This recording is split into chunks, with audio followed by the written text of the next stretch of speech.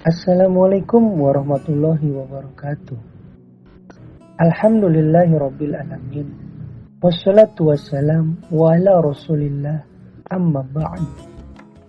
Hari ini hari yang sangat dinantikan. Semua persiapan sudah kami lakukan.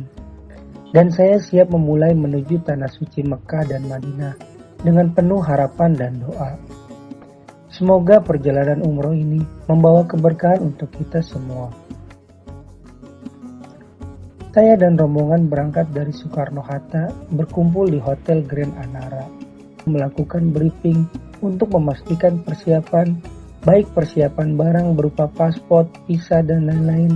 Dan tidak kalah pentingnya, kami dibekali kembali dengan persiapan mental berupa siraman rohani untuk selalu berzikir, untuk berperilaku baik dan sopan di kota suci. Begitu banyak perasaan yang datang, baik kegelisahan, kegembiraan, dan tentu saja rasa syukur yang mendalam karena diberi kesempatan untuk melaksanakan ibadah umroh. Kali ini saya akan melakukan perjalanan umroh bersama istri tercinta dan ibu saya tercinta. Perjalanan kurang lebih memakan waktu sekitar 9 jam dari Indonesia menuju kota suci Mekah. Alhamdulillah selama perjalanan kami isi dengan zikir dan berdoa. Kami akan pergi ke Mekah dahulu, lalu dilanjutkan ke Madinah. Kami akan ambil mikot niat umroh di Yalamlam. Mikot adalah batas wilayah yang harus dilalui oleh jamaah sebelum memasuki wilayah Mekah dengan niat untuk berumroh atau berhaji. Sepanjang jalan kami berzikir, sepanjang jalan kami untuk selalu berdoa kepada Allah Subhanahu wa Ta'ala. Banyak hikmah dari perjalanan ibadah umroh. Secara bahasa umroh berasal dari kata i'tamaro yang berarti berziarah atau mengunjungi. Secara istilah syariat, umroh adalah ibadah yang terdiri dari serangkaian ritual yaitu ihram, tawaf atau mengelilingi Ka'bah, sa'i atau berlari-lari kecil di antara Safa dan Marwah, tahallul atau memotong rambut. Umroh merupakan salah satu bentuk ibadah dalam Islam yang dilakukan di waktu kapan saja, tidak terikat bulan-bulan tertentu seperti haji. Banyak jamaah yang datang dari berbagai penjuru dunia dengan niat yang satu untuk berumroh, untuk bertakwa kepada Allah Subhanahu wa Ta'ala. Adapun beberapa keutamaan umroh. Yang pertama yaitu dapat menghapuskan dosa. Dari Abu Hurairah ia berkata, Rasulullah SAW bersabda, antara umroh yang satu dan umroh lainnya itu akan menghapuskan dosa di antara keduanya. Haji mabrur tidak ada balasannya melainkan surga. Hadis riwayat Bukhari nomor 1773 dan hadis riwayat Muslim nomor 1349. Keutamaan umroh yang kedua, doa orang yang berumroh akan diijabah. Dari Ibnu Umar, dari Nabi SAW, beliau bersabda, orang yang berperang di jalan Allah, orang yang berhaji serta berumroh adalah tamu-tamu Allah. Allah memanggil mereka, mereka pun memenuhi panggilan. Oleh karena itu, jika mereka meminta kepada Allah, pasti akan Allah beri. Hadis riwayat Ibnu Majah nomor 2893. Hikmah atau keutamaan umroh yang ketiga yaitu keutamaan sholat. Dalam sebuah riwayat mengatakan Rasulullah bersabda, sholat di masjidku, Masjid Nabawi, lebih utama daripada 1000 sholat di masjid lainnya selain Masjidil Haram. Sholat di Masjidil Haram lebih utama daripada 100.000 sholat di masjid lainnya. Selama berumroh kami selalu melafalkan bacaan talbiyah. Labbaik Allahumma labbaik, labbaik la syarika laka labbaik, innal hamda wa ni'mata laka wal mulk la syarika la. Yang artinya, aku penuhi panggilanmu ya Allah, aku penuhi panggilanmu, tidak ada sekutu bagimu. Aku penuhi panggilanmu. Sesungguhnya segala puji, nikmat, dan kerajaan adalah milikmu. Tidak ada sekutu bagimu. Talbiyah merupakan pernyataan sakral dan penting bahwa seorang telah bertauhid kepada Allah, bahwa seorang mengagungkan keesaan Allah dan berjanji untuk menjauhi syirik dan hanya berserah diri serta meminta pertolongan hanya kepada Allah Subhanahu wa taala. Semoga kita dapat memetik hikmah dari makna talbiyah dan melaksanakan pelajaran talbiyah dalam mengokohkan keyakinan serta keimanan dan deklarasi tauhid kita dalam keseharian kita. Wallahu a'lam bishawab. Tawaf adalah salah satu rukun wajib dalam ibadah haji dan umrah. Tawaf adalah ibadah dengan mengelilingi Ka'bah sebanyak 7 kali keliling, dimulai dari Hajar Aswad, dengan mengangkat tangan sembari mengucapkan Bismillahi Allahu Akbar. Lalu dilanjutkan dengan berjalan berkeliling Ka'bah dengan posisi Ka'bah berada di sebelah kiri. Saat tawaf dianjurkan memperbanyak zikir dan doa. Doa-doa yang bisa dipanjatkan saat tawaf diantaranya: 1. Doa mengusap Hajar Aswad dan memulai tawaf. Bismillahi wallahu akbar. Allahumma imanan bika wa tasdiqan bi kitabika wa wafa'an bi ahdika tibaan li sunnati nabiyyika sallallahu alaihi wasallam, yang artinya dengan menyebut nama Allah dan Allah Maha Besar. Ya Allah, tawaf ini karena iman kepadamu, pembenaran kepada kitabmu, penunaian terhadap janji-janjimu, dan mengikuti nabimu sallallahu alaihi wasallam.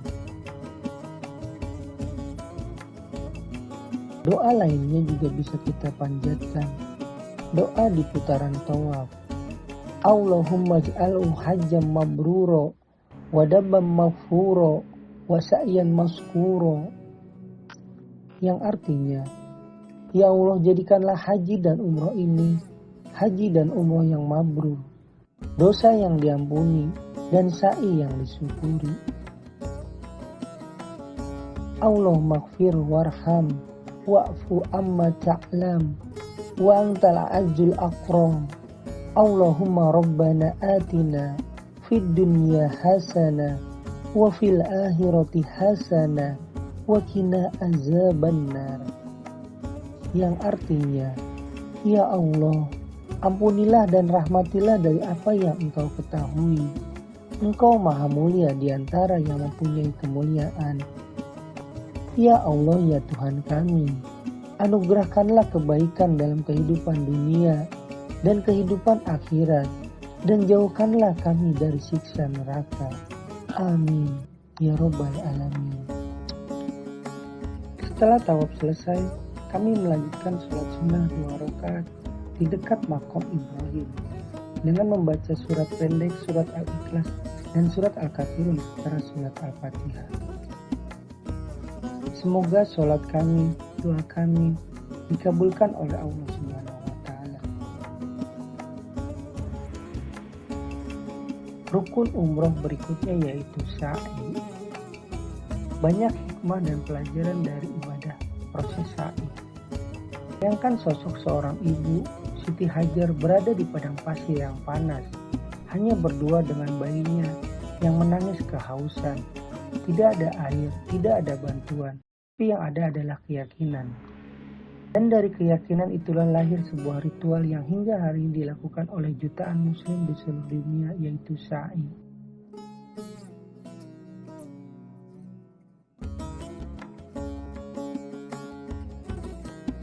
Sa'i yaitu berlari kecil dari Bukit Safa ke Bukit Marwah sebanyak 7 kali.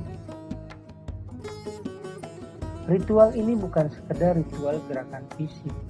Ini adalah pelajaran hidup yang penuh makna. Di balik setiap langkah ada hikmah mendalam yang bisa kita bawa pulang dari proses ibadah sa'i. Hikmah yang pertama yaitu keteguhan iman dalam situasi terberat. Ibunda Siti Hajar tidak tahu apa yang akan terjadi. Dia hanya yakin kepada Allah bahwa tidak akan ada yang sia-sia. Ini pelajaran pertama sa'i. Iman itu bukan soal tahu hasilnya, tapi yakin dengan prosesnya. Saat hidup terasa panas, saat hidup terasa tandus, tetaplah melangkah. Yakinlah saja terhadap pertolongan Allah akan datang. Seperti air Zam-Zam yang akhirnya memancar dari tanah yang kering, hingga mengucur atau mengalir sampai sekarang. Hikmah lainnya yaitu keseimbangan antara doa dan usaha. Sa'i bukan hanya lari. Di saat bersamaan Ibunda Hajar pasti terus-menerus berdoa. Maka dari Sa'i pun kita belajar. Jangan hanya berdoa tanpa usaha dan jangan hanya berusaha tanpa berdoa. Keduanya harus berjalan beriringan. Usaha memperlihatkan kesungguhan. Doa menunjukkan ketergantungan kepada Allah Ta'ala. Hikmah Sa'i lainnya yaitu rezeki itu bisa datang dari arah tak terduga. Air Zam-Zam keluar bukan dari arah yang dicari Ibunda Hajar, melainkan dari dekat kakinya Ismail alaihissalam. Ini pelajaran bahwa Allah bisa mengirimkan pertolongan dari arah yang tidak pernah kita perhitungkan.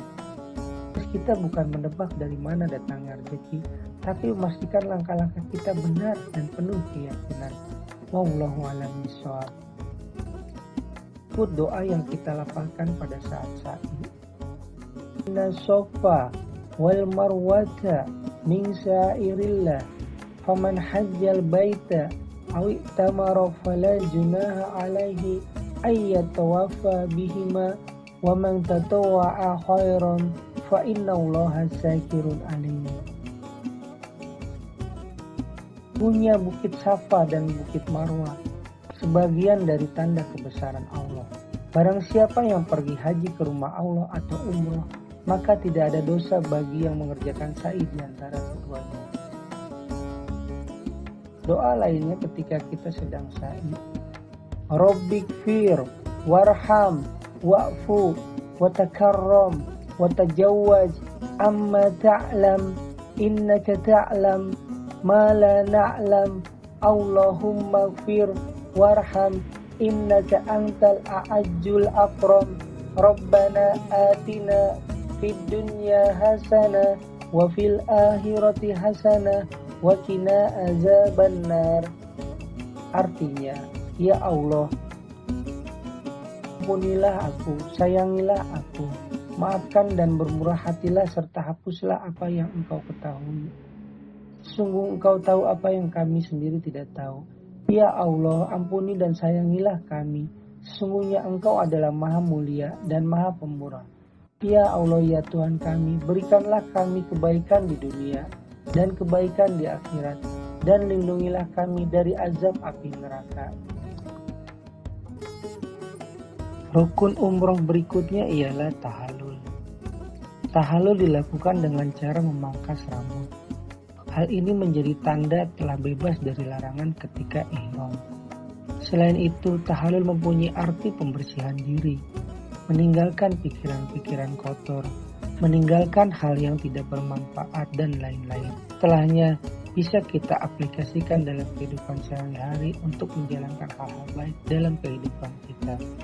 Dari tahallul kita bisa belajar untuk selalu menambah keimanan kepada Allah, layaknya membersihkan diri dari dosa-dosa, hal buruk, sifat yang jelek dalam diri kita. Alhamdulillah, rangkaian rukun umroh sudah kami lakukan. Kami sangat bersyukur kepada Allah atas segala kelancaran, kesehatan dalam menjalankan ibadah umroh yang penuh khusyuk. Doa-doa yang kami panjatkan di depan Ka'bah, tawaf, sa'i, dan segala ibadah yang kami laksanakan dengan penuh ikhlas, semoga diterima oleh Allah SWT. Semuanya mengajarkan saya untuk selalu dekat kepada Allah dan menjadi pribadi yang lebih baik. Semoga perjalanan ini membuat saya menjadi lebih baik dan lebih baik lagi. Terima kasih ya Allah atas kesempatan yang Kau berikan, dan semoga suatu saat kami bisa kembali lagi ke Baitullah. Terima kasih telah menonton video ini. Semoga yang berkeinginan untuk ke tanah suci dimudahkan langkah dan rezekinya oleh Allah SWT. Amin. Amin. Ya Rabbal Alamin. Wassalamualaikum warahmatullahi wabarakatuh.